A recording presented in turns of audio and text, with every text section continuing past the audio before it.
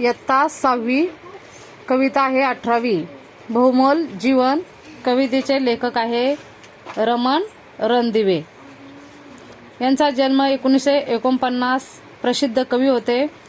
त्यांनी ऋतुफुलांचा, चंद्र चेंदामेंदीच्या खुणा, काहूर, समर्पण अशा कविता संग्रह प्रसिद्ध आहे त्यांचा.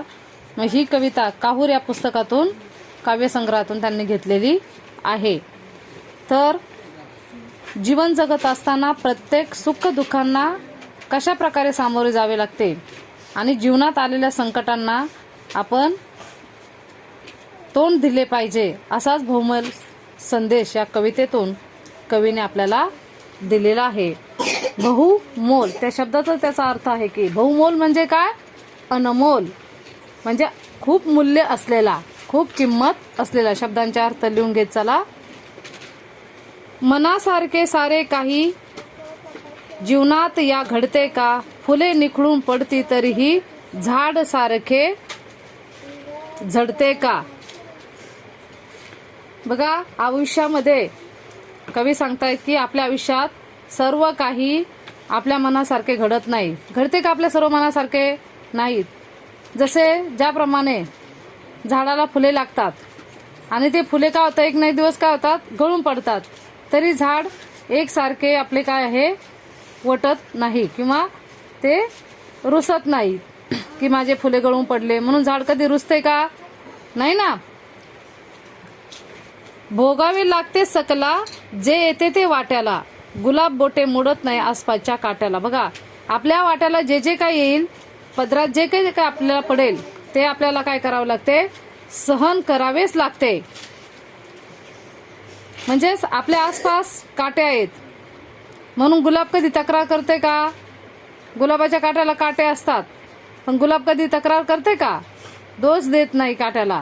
की म्हणजेच आपल्या फुलाबरोबरच काटे दिलेले आहेत म्हणून बोट किंवा ते कोणाशी बोटे मोडत नाही किंवा कोणाला दोष देत नाही. काटे देते म्हणून लतिका मातीवरती चिडते का. बघा, लतिका म्हणजे काय, वेल.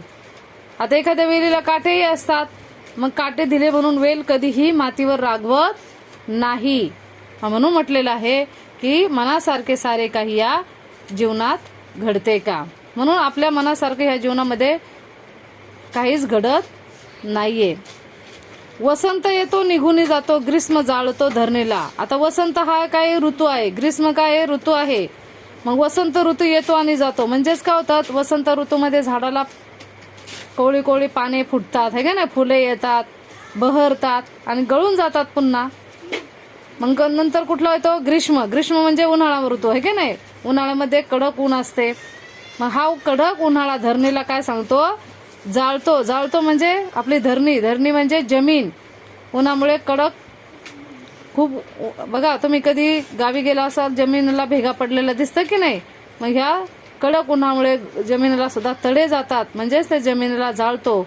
आणि मग नंतर पुन्हा येतो, पुन्हा नेसते हिरवा शालू, पुन्हा नवेपण सृष्टीला. पुढे मग पावसाळा येतो. पावसाळा आल्याच्या नंतर लगेच पाऊस पडल्याच्या नंतर आपली सर्व धरती माता काय होते, हिरवी होते, है ना. म्हणून तिला म्हटलेलं आहे हिरवागार शालू पांघरते म्हणजेच नेसते.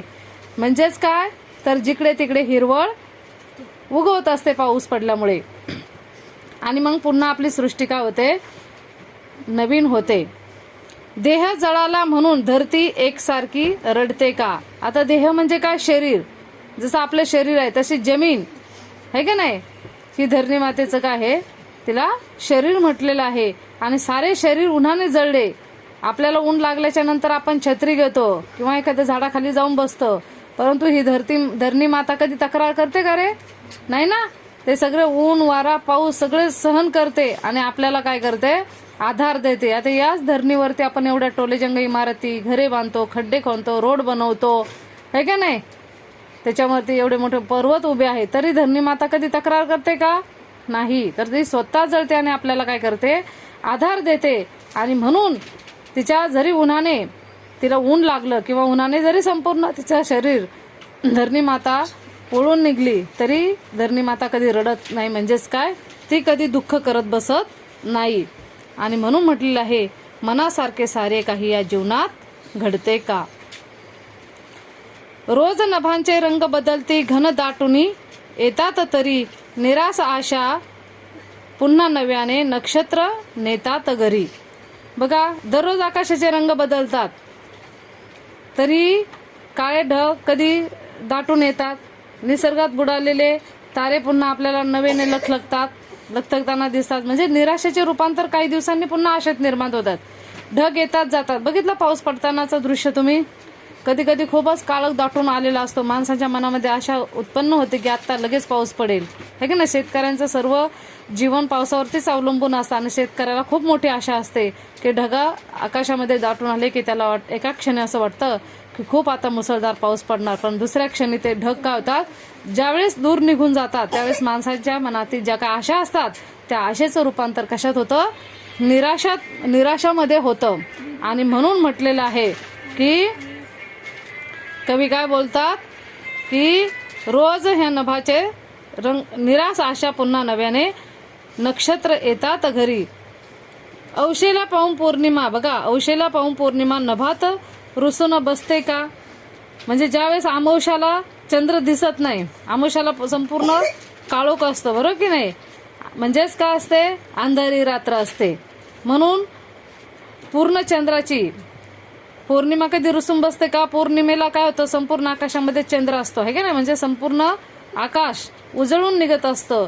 म्हणून पौर्णिमा कधी याच्यावरती अमावस्येवरती, औषा म्हणजे काय? अवशेला म्हणजेच अमावस्याला, अमावस्यावरती कधी रुसून बसत नाही. आणि म्हणून म्हटलेलं आहे की मनासारखे सारे काही जीवनात या घडते का? सुख दुःखाची ऊन सावली येते जाते राग नको.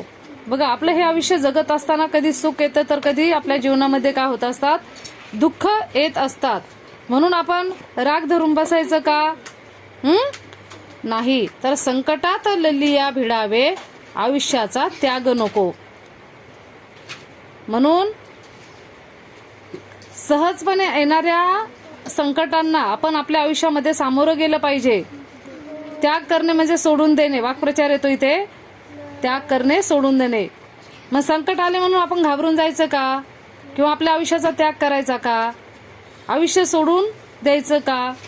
हे की नाही? काही लोक खूप संकट आले तर संकटाला घाबरतात, आत्महत्या वगैरे असे प्रकरण करतात. कोण जीव देतं, कोण फाशी घेतं. पण एवढं करून म्हणजे मग आपलं जे काय आयुष्यातलं जे संकट आहे ते दूर होतं का? उलट ते संकट दुसऱ्या व्यक्तीवरती अजून दुःख देत असतं, बरोबर की नाही? म्हणून आलेल्या संकटांना आपण आयुष्यामध्ये काय करायचं असतं? निर्भयपणे सामोरे जायचे असते. हे मानव बघा, बहुमोलाचे आपल्याला जीवन आहे, वेड्या कुणास फिरून मिळते का?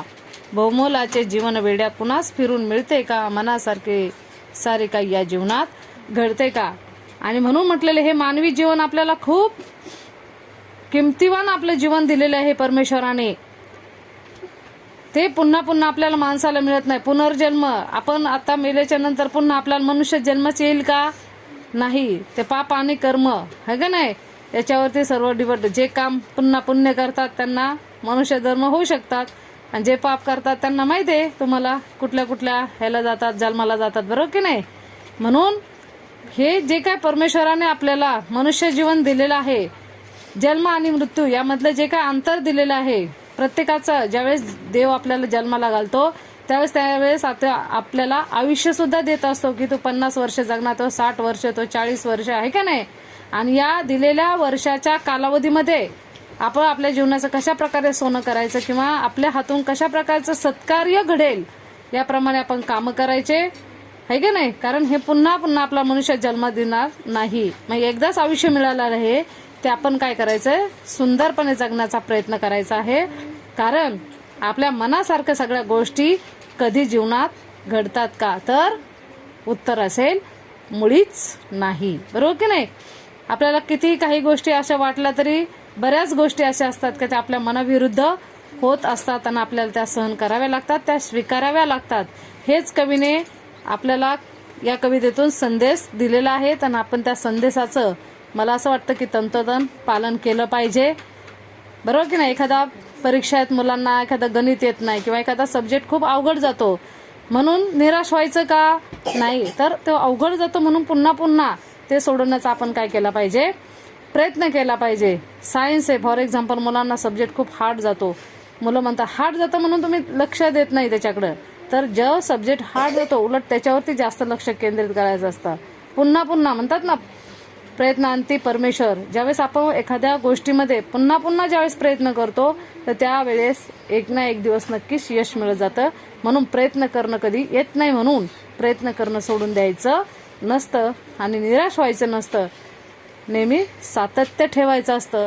हाच संदेश कवीने आपल्याला या कवितेतून दिलेला आहे. जर तुम्हाला ही कविता आवडली असेल, समजली असेल तर अनिता थोरात या आपला यूट्यूब चॅनल आहे त्या चॅनलला लाईक, सबस्क्राईब आणि शेअर करायला विसरू नका. धन्यवाद.